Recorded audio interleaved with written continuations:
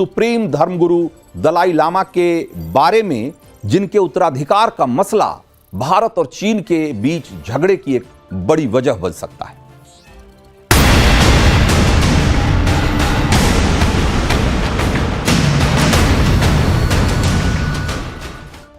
तो हिमाचल प्रदेश के धर्मशाला में 6 जुलाई को 14वें तिब्बती बौद्ध गुरु दलाई लामा का 90वां जन्मदिन है और जन्मदिन के जश्न को शानदार और यादगार बनाने के लिए बहुत ही भव्य तैयारी चल रही है। 3 लाख से ज्यादा लोग इस मौके पर दलाई लामा के दर्शन करने पहुंचेंगे। ये एक ग्लोबल इवेंट होने वाला है। तिब्बती लोगों के लिए ये दिन बहुत खास है क्योंकि अभी औपचारिक रूप से कोई घोषणा तो नहीं हुई है, लेकिन दलाई लामा ने संकेत दिया है कि वो अपने उत्तराधिकारी की घोषणा अपने जन्मदिन के मौके पर भी कर सकते हैं। उन्होंने बिल्कुल स्पष्ट किया है कि उनकी मृत्यु के बाद भी तिब्बती बौद्ध धर्म संगठन और परंपरा जारी रहेगी और नया दलाई लामा उनकी बनाई गई व्यवस्था के हिसाब से ही चुना जाएगा। लेकिन चीन को यह बात मंजूर नहीं है और उसका कहना है कि दलाई लामा के उत्तराधिकारी का चुनाव उसके सहमति के बगैर नहीं हो सकता। तिब्बती बौद्ध परंपरा के मुताबिक दलाई लामा का अब तक पुनर्जन्म होता आया है। जो मौजूदा 14वें दलाई लामा तेंजिन ग्यात्सो हैं, वो उनका जन्म 1935 में तिब्बत में हुआ था, लेकिन चीन चाहता है कि जो अगला दलाई लामा चुना जाए उसमें बीजिंग की मंजूरी ली जाए, उसकी सहमति ली जाए। और इसके लिए चीन ने 2007 में बाकायदा एक कानून भी बनाया जिसके मुताबिक जिसे भी दलाई लामा का उत्तराधिकारी चुना जाएगा उसके लिए चीन के सरकार की मंजूरी जरूरी होगी। लेकिन दलाई लामा पहले ही ये कह चुके हैं कि उनके उत्तराधिकारी का पुनर्जन्म तिब्बत में नहीं बल्कि भारत या किसी दूसरे स्वतंत्र देश में होगा।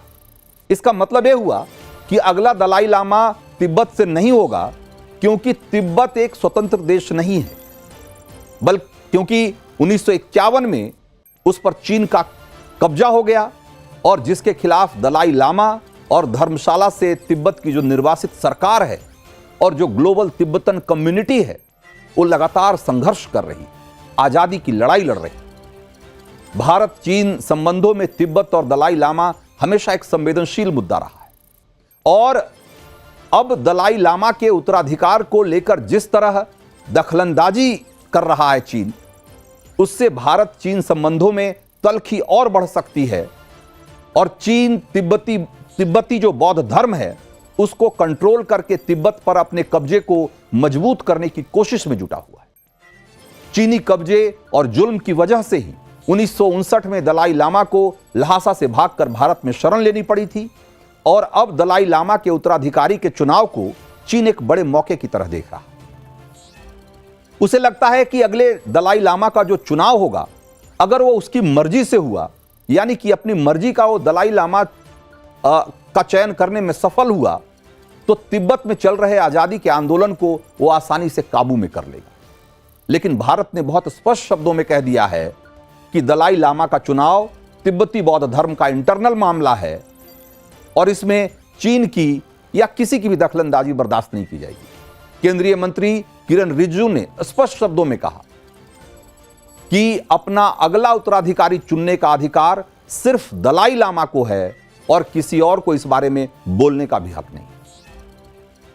असल में चीन अगले दलाई लामा के रूप में एक राजनीतिक कठपुतली खड़ा करना चाहता है ताकि तिब्बत पर उसके कब्जे को धार्मिक और वैचारिक मान्यता मिल जाए। चीन की इसी चालबाजी को देखते हुए यह आशंका भी जताई जा रही है कि आने वाले समय में 2 अलग अलग दलाई लामा हो सकते हैं। एक बीजिंग की तरफ से चुना गया और एक जो तिब्बती निर्वासित सरकार और ग्लोबल बौद्ध कम्युनिटी जिसको चुनेगी वो होंगे। तो चीन एक तरीके से एक नए खेल की शुरुआत उसने की और एक कैसे उसे आगे बढ़ाने की कोशिश में है, यह हम आपको बताएंगे। नए दलाई लामा का चुनाव कैसे किया जाएगा, उसमें चीन कैसे दखलंदाजी कर रहा है, यह सब मैं आगे बताऊंगा। लेकिन पहले यह जानिए कि अब तक जो दलाई लामा का चुनाव होता रहा है वो कैसे होता रहा है। तो तिब्बती बौद्ध परंपरा के हिसाब से पुनर्जन्म के सिद्धांत पर ही अगले दलाई लामा का चुनाव किया जाना है। और मान्यता यह है कि वर्तमान दलाई लामा के देहांत के बाद उनकी आत्मा एक नवजात शिशु में पुनर्जन्म लेगी। पिछले दलाई लामा के निधन के बाद एक शोक का समय होता है और इसके बाद अगले दलाई लामा की खोज के लिए वरिष्ठ लामाओं की एक टीम बनाई जाती है, जो कि संकेतों, सपनों और भविष्यवाणियों के आधार पर अगले दलाई लामा का चुनाव करते हैं। अब वो संकेत और सपने और भविष्यवाणियां क्या क्या हो सकती हैं, जैसे उदाहरण के तौर पे कि दलाई लामा के अंतिम संस्कार के दौरान उनकी चिता से निकलने वाले धुएं की दिशा क्या थी, मृत्यु के समय दलाई लामा किस दिशा में देख रहे थे। वरिष्ठ लामा जो हैं वो उसी दिशा में नए दलाई लामा की खोज करने जाते हैं। इस प्रक्रिया में कई बार सालों लग जाता है।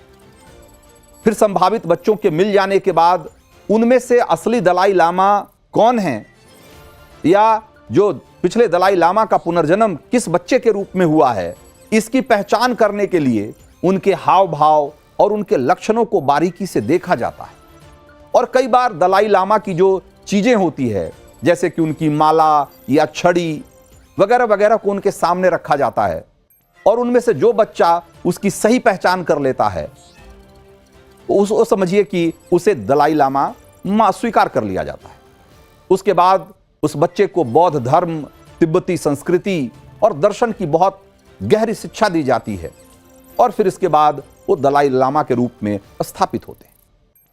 तो अब तक जितने भी दलाई लामा हुए उनमें से सिर्फ एक का जन्म मंगोलिया में हुआ और एक का जन्म पूर्वोत्तर भारत में हुआ था। इसके अलावा बाकी सारे दलाई लामा तिब्बत में ही तलाशे गए। लेकिन इस बार 14वें दलाई लामा ने कह दिया है कि पारंपरिक पुनर्जन्म के अलावा उत्तराधिकार वाला रास्ता भी है जिसके जरिए अगले दलाई लामा का चुनाव किया जा सकता है। यानी संकेत यह है कि इस बार उत्तराधिकारी का सिलेक्शन उनके जीवन काल में ही हो सकता है। दलाई लामा ने अगला दलाई लामा चुनने के लिए साल 2015 में एक ट्रस्ट भी बना दिया है और जिसका नाम है गदेन फोड्रांग ट्रस्ट। दलाई लामा ने यह भी संकेत दिया है कि उनका उत्तराधिकारी जरूरी नहीं है कि पुरुष ही हो, वो महिला भी हो सकती है। तो ये तो थी दलाई लामा के चुने जाने की तिब्बती परंपरा, लेकिन चीन उत्तराधिकारी चुनने के लिए अपने स्वर्ण कलश वाले सिस्टम को सही साबित करने में तुला हुआ है। अब यह सिस्टम क्या है उसको भी थोड़ा संक्षेप में समझ लीजिए। चीन का दावा यह है कि उसे 1793 के किंग राजवंश की स्वर्ण कलश प्रक्रिया के तहत दलाई लामा के उत्तराधिकारी को मंजूरी देने का अधिकार है। और अब चीन की इस प्रक्रिया के क्या है जरा इसको समझिए।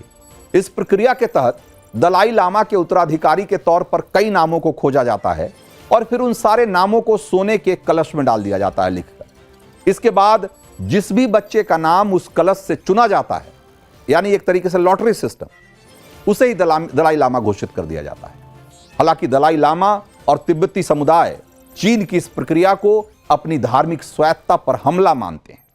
14वें दलाई लामा ने अपनी किताब, जो कि इसी साल मार्च में प्रकाशित हुई है, उसमें उन्होंने तिब्बतियों से अपील की है कि वे राजनीतिक हितों के लिए चीन की तरफ से चुने गए दलाई लामा को कभी मंजूर न करें। अब यह भी जान लीजिए कि दलाई लामा का जो उत्तराधिकार का मामला है वो सिर्फ तिब्बत का धार्मिक मामला नहीं है, बल्कि तिब्बत का राजनीतिक भविष्य का भी निर्णय करने वाला है। 1951 के तिब्बत पर चीन के कब्जे के बाद से बीजिंग में तिब्बती बौद्ध धर्म को लगातार कंट्रोल करने की बीजिंग की कोशिश रही है, यानी कि चीन की कोशिश रही है। और